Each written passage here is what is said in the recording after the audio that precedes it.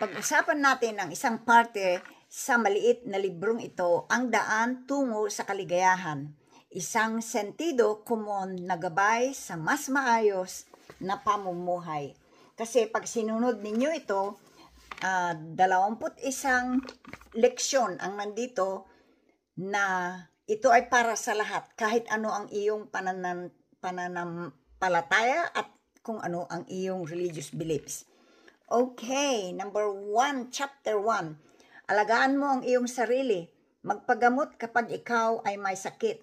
Kapag sila ay may sakit, kahit na iyong mga nakakahawang uri, kadalasan hindi hinihiwalay ng ibang tao ang kanilang mga sarili o hindi magpagamot ng wasto. Tulad ng malinaw mong nakikita, nilalagay ka nito sa panganib. Kapag may sakit ang isang tao, magpumilit ka na mag-ingat siya at tumanggap ng karapat-dapat na pangangalaga. Kung kailangan ninyo ang doktor, pumunta kayo ng doktor.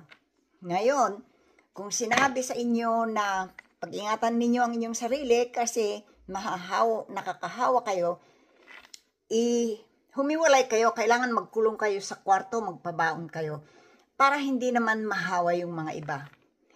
Tandaan, mahalin at alagaan ang sarili, lalo na kung malayo ka sa iyong mga pamilya at mga anak. Sana ay makatulong sa inyo.